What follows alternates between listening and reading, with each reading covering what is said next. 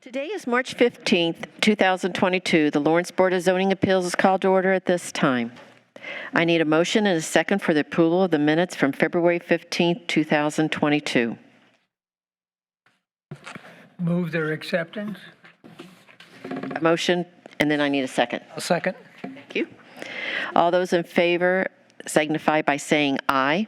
Aye. Those opposed, nay. Minutes stand as written. If you've not done so, please sign in at the back of the room, and anyone wishing to speak tonight, please stand and raise your right hand.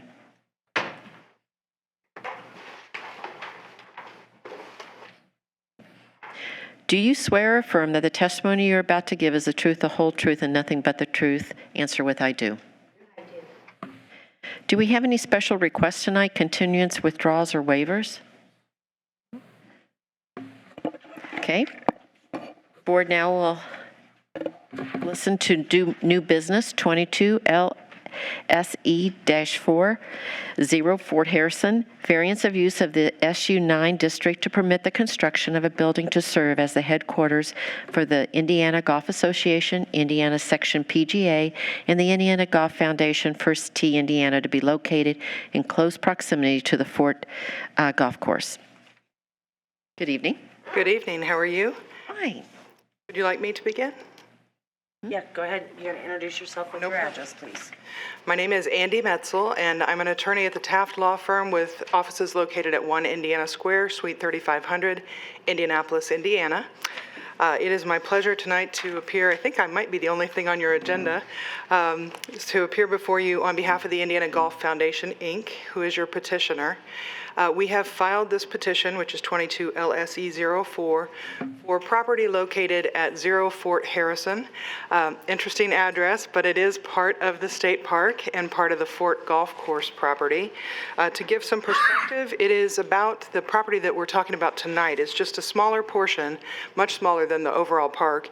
It's just 5.178 acres. It is just east of the entrance to the Fort Golf Course, and it's north of 59th Street. For anyone that's listening, it is just east of Post Road, east of Wood Road, but west of West Lee. So I have some things that I've handed out to folks. It's a little bit bigger view so that you can get perspective. And if anybody comes in and they want one, I'm glad to share that with them. But you can see that the proposed site is, like I said, just east of that entrance. The reason that we're actually filing the zoning is not because uses within the state park are necessarily restricted, but mostly because the Indiana Golf Association, the Indiana Golf Foundation also, both want to be very transparent about this process before they come into the community. They want to be a good community partner. They want everyone to know what it is the plan is going to be. And also because the SU9 zoning district has some interesting language in it that doesn't necessarily give us the best fit for this particular use or any other one that isn't directly a government-related use. So we did file a petition for variance. If you look at the SU9 language, it says it's for buildings and grounds used by any department of town, city, township, county, state, or federal government, and their accessory uses and structures. This is actually a partnership with the state of Indiana, and there is a contract that is in place with the state of Indiana with the Indiana Golf Foundation, Inc. It is a 10-year contract with 3 10-year renewals that are available, so a maximum of 40 years. The Golf Foundation would be assuming all of the costs and expenses associated with the construction and development. But that contract would allow them to then operate on the site for the benefit of the general public. I want to talk a little bit about the Golf Foundation in case you haven't had a chance to Google them or you aren't already familiar. That contract, like I said, is with the state of Indiana. The Golf Foundation would use this property for their headquarters. It would serve as a headquarters for primarily a couple of different entities that are underneath their umbrella. The Indiana section of the PGA, the Indiana Golf Association, and already mentioned the Indiana Golf Foundation, and also the First Tee program. And I'll explain a little bit what those are. So First Tee program, if you're not familiar, is a program that is offered for children 7 to 19 years old. It is teaching them educational programs that build character, instill life-enhancing values, and also promote healthy choices, all through the game of golf. They have 9 core values. Most of these can be emulated by adults and children, we would hope, in our society today. Honesty, integrity, sportsmanship, respect, confidence, responsibility, perseverance, courtesy, and judgment. And so the First Tee program really focuses on all of that. And children within the Lawrence community can participate in the First Tee program, which would actually be a wonderful benefit to the public. They also have the PGA HOPE program, and HOPE actually is an acronym that stands for Helping Our Patriots Everywhere. Through that program, they offer professional golf lessons to disabled military veterans free of charge, and that includes providing them with equipment for their lessons. And that is something that they would provide. Also, under the umbrella of that agreement with the state of Indiana, the Indiana Golf Foundation, Inc. would be hosting 2 golf outings per year minimum, and that would be hosted at the Fort, which would be a wonderful utilization of that property, and again, bring more folks in, more revenue to the city, more reasons to come and visit Lawrence. Lastly, they would be developing a short game practice area in conjunction with the building. I think all of you all can probably see that on this drawing, best represented to when you're visually looking at it at your left. It's just that green patch there. And that would be added, and that would be done at the Indiana Golf Foundation's expense. Lastly, the building on the premises would house the Indiana Golf Museum and the Indiana Golf Hall of Fame, and both of those would be offered free of charge to the public when they are open during regular business hours. So another benefit that would be available to the community, offering some insight and wonderful information celebrating the game of golf. So, specifics about the building, I think you all have seen some general views that we have provided. At the second page, you'll see some renderings. It is a single-story building. A lot of thought has been given to making sure that it is consistent with and complements the character of the nearby historic Fort District. This has actually been already reviewed by the Indiana Department of Natural Resources Division of Historic Preservation and Archaeology. They have reviewed these preliminary plans that we've provided, and we understand that these are preliminary at this point. And then before they ever become final and come to you again for permitting, it would be reviewed again by the Department of Natural Resources Division of Historic Preservation and Archaeology. So there's a lot of review that is still going to occur even after this process, should we be granted the request for the variance. Again, and things that you may not know, the contract with the state of Indiana also requires that anything that is going to be constructed at the state park property or state property like that is also subject to the Secretary of Interior's standards and for National Park Services and also for the treatment of historic properties. So they are being very sensitive to those issues to make sure that the investment that you all have already brought to Lawrence and have already put into this historic area are respected. And so those are things that we're definitely giving thought to. And I don't want to belabor the point without at least asking if you have questions, because I'm certainly here to answer them and talk about the findings of fact if you'd like to. So. Does the board have any questions? Yeah, I do. This is sort of confusing because the state fairgrounds had the famous billboard put up, which was the only electronic billboard in the northeast side for a long time. And I was always I was told the state could do any dang thing they wanted, and if they wanted a billboard, they would do it. So is this just being gracious to us? In fact, you really don't need to do this? That's an interesting question and an interesting perspective. I would say need is, I feel like I'm giving the answer from Bill Clinton. It depends on what your definition of is, but I'm not trying to do that. We do not think that it requires approval to build within the state park, and that is under the auspices of state regulation. However, a strict read of the SU 9 zoning regulation, it's not entirely clear. I think that the Indiana Golf Foundation is wanting to very much to be respectful of Lawrence and of what you all want in your community.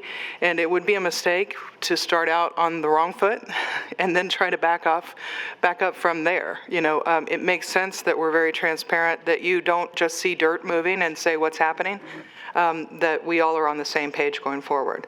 And so whether there's a need. I don't want to be unappreciative. I'm just, it's I just respect curious. that. I don't know if we've ever dealt with an SU-9 before, so it's. Yeah, it's not very typical, is it? And I think that in my career, I don't think I've had the opportunity as well. But we gave this a lot of thought, and it's not just being an abundance of caution. It's really about being respectful and making sure that what we're trying to accomplish, everybody is aligned. It makes no sense to try to do that after the fact. So that's why we're here. I have one question looking at Yes, ma'am? the third page. It shows 2 bedrooms. Who will be people living on site, or? You see it up here in the corner? That is a really good question. So I asked that question, Okay. if you don't mind, Madam President. I asked that question, and when they have tournaments and stuff, it's not certain players or celebrity type people may need to use those apartment I type. thought maybe that might be it, but I just wanted to ask. I that's- thought that was, Yeah, and so it's not, there's not gonna be somebody living there all the time. Okay. When they have their couple tournaments a month, they may have a an special amenity. guest. And I think that the use of the term bedroom may also be a little misleading if you think of It's it. more like a dressing room. Like a is what dressing they room. explained it to me. okay. Right, yeah. And It's not so, gonna have a kitchen, I mean, you'll have a kitchen over here. There's a kitchen in there somewhere, I saw it. A lounge. Yeah, A but kit- it's yeah. more of like dressing rooms with like a cot. Okay. Somebody gets overheated, they could go in there and cool off. it'd be a little fancier than a cot. I think some of those. Oh, I'm sure the PGA will have something fancier than a cot. Just kind of curious, you know? Not for permanent living quarters, that's not the intent, no. No. Okay. Very good observation, for sure. So Anybody else? I do. Pardon me. I have 2 or 3 questions. So good evening. How are you? Good? Thank you. So I don't know, and I'm not asking for the necessarily the history of how this project found its way here to this site in this community, but it certainly seems to be a very exciting opportunity. So do you know at this point yet what the ideal time frame looks like? I think the time frame is pretty immediate. They would like to move forward as quickly as possible because they can start making progress as quickly as possible and as soon as they can build. And obviously, things are happening in the world today where interest rates are increasing this week, most likely, and Tomorrow. And tomorrow. It said on the news right before I came here. Wonderful. Yeah. So, I think that the idea is to get this constructed immediately. So. Do we have any idea of the number of employees? I know that in their, I don't know the exact number of employees, because we'll have the museum and things like that people will need to house. I imagine that more employees would be on site when they are hosting events. So they'd be almost, I want to call them seasonal employees. But I believe that they have, in board meetings and things like that, they have large boards that will come and meet at the headquarter properties. So from time to time, there may be 30 cars. But there's significant parking area that is provided. I don't know the exact number of employees, and I don't want to estimate. Sorry. Okay. Well, one of the many wonderful aspects of this community is we're a small town in a big city, right? And with that comes some opportunity for real community involvement, and that's an important part of the fabric here in the city of Lawrence. So I would hope and anticipate, hopefully, that the organizations involved would find ways to seek out those community involvements, and there's lots of organizations and opportunities out there, and I think that would be a wonderful part of the story if that were to come to pass. Thank you. I do too, and it's interesting that when you think of hosting large-scale events at the golf course, at the existing course, there are a number of things that have to happen for that to occur, and it includes staffing for those events, and it's not all volunteer-based because the course has to be in some ways upgraded, maintained, the levels of play have to be respected, and so Would make there are the people at the fort very happy, by the way. a lot of opportunities for employment and for volunteering and all kinds of public engagement. So I think that it will, within 2 years of even approval, you'll see a tremendous upgrade at the golf course and in this area. Good. Thank you. You're welcome. Does the board have any other questions? Yes, sir. Yes, just a couple of things. I have had an annual pass at the Fort Golf Course since they started offering them. I know John Swan, the golf course superintendent over there, and also run into the grounds superintendent over there, the greenskeeper. But I called John, and he said this is something that's been in the works for a couple of years. So it's really a positive from his perspective. I know that. One thing, this whole facility is in the middle of a ginormous state park, 800 acres of woods. And a couple of concerns would be with the landscaping because we've had a couple of landscapers locally that aren't really receptive to the state's list of invasive species to not plant. And in fact, they've actually planted them in our neighborhood. So that's not so great of a thing because some of these invasives can get into the woods and clutter up the undergrowth. So a couple of things that I would really hope for is that we would eschew the invasives, like the burning bush, honeysuckle, at Bradford pear, which are all on the state list of things that should not be planted in central Indiana. And there's people who have served on the Lawrence Parks Foundation sitting next to me, and the chief of police, now chief of staff, and the Butterfly Project people are here that you've already met. So we would hope to be able to get that sort of input and receptivity. I'm sure there's no desire to plant invasives on the part of the Golf Foundation, but once the landscaping occurs, we would, like to see some sensitivity to that. And that's very, it's a good thing to point out. I think that we have a unique issue here in that we are going to be building as part of a state park. So we have these multiple layers of scrutiny that we have to go through with regard to final plans, and that includes landscaping plans. And I did have the opportunity to speak with, I think you called it the Butterfly Project, representatives this evening, and they brought up some very good points that there are areas perhaps around the building that could be beautified and that could be used for a butterfly type park or planting area that would attract. And I definitely will bring that to the attention of the Golf Foundation because like I said, they wouldn't be here if they didn't want to hear these things. But I also looked at the contract with the state of Indiana, just to add an additional point that I think is relevant, that it specifically includes a maintenance and upkeep requirement to include species removal in compliance, invasive species removal in compliance with the DNR regulations. So even if they were to come across as they are doing the development construction, they then have an obligation to remove them if they're there. So I think that helps to, if they notice things that are going to be adverse to the environment or to the nature of the park, that it's on that long list that the DNR has published. I've taken a look at it. A lot of syllables in those names, but with respect, they would have to be removed and it would not be planted intentionally because we're not going to get approval for that when we submit those final plans to the DNR. So that's something. Yay. Yay. Yeah, it's a win-win for everyone, really. So in order to get their plans approved, JD, they'll have to submit to the DNR, to the Fort Reuse Authority, to the state, get a design release. They're going to have to go through Marion County, through their landscaping review, and then they also have to go through me. Oh. So, Just a few luck.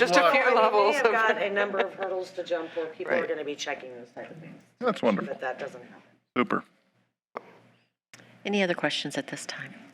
I take it the running track is not included in your parcel. No, it is not. That is separate, yeah. Okay, just so I'd ask, that's probably the most used running track in northeast Indianapolis or Marion County. Okay. Without any other questions, we'll hear from remonstrators, those for and against the petition.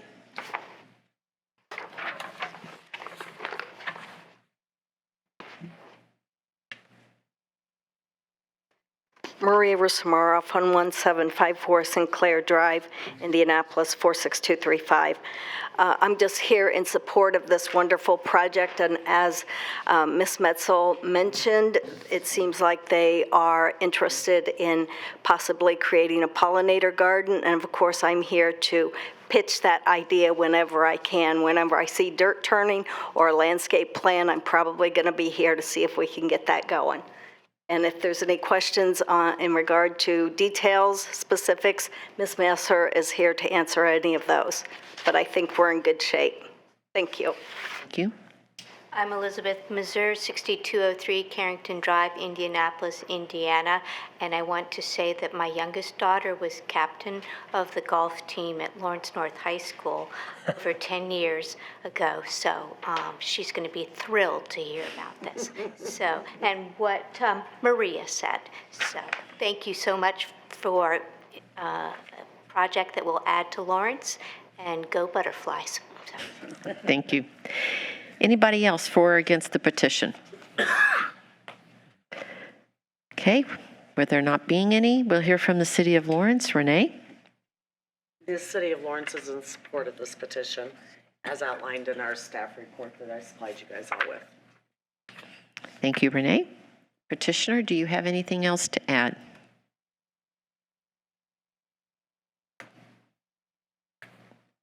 I do not. I really appreciate the information and the comments about the pollinator garden, and I definitely will share that with the Golf Foundation. And we really do respect everyone's time and appreciate the opportunity to be here. I think this is going to be a pretty tremendous addition to the community, so we're very, very excited, and thank you for your time so much. Thank you. Look forward to it. Now, remonstrators, do you have anything? Okay. The board ready to vote at this time? Any other questions at this time? Okay. The board now will be voting on 22 LSE 04 Fort Harrison, variance of use of the SU9 district to permit the construction of a building to serve as the headquarters for the Indiana Golf Association, the Indiana Section PGA, and the Indiana Golf Foundation / First Tee Indiana to be located in close proximity to the Fort Golf Course.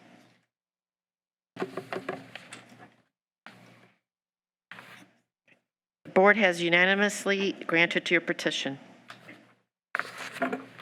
Thank you. Renee, do we have any cases next month?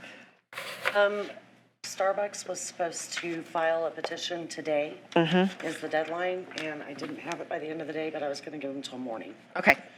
So we may have one for Starbucks, the one that's going over here on Lee Road. Okay. If they file it by tomorrow morning, I kind of want to Okay. get it heard, so. Not a problem. There not being any other business, the Lawrence Board of Zoning Appeals is adjourned.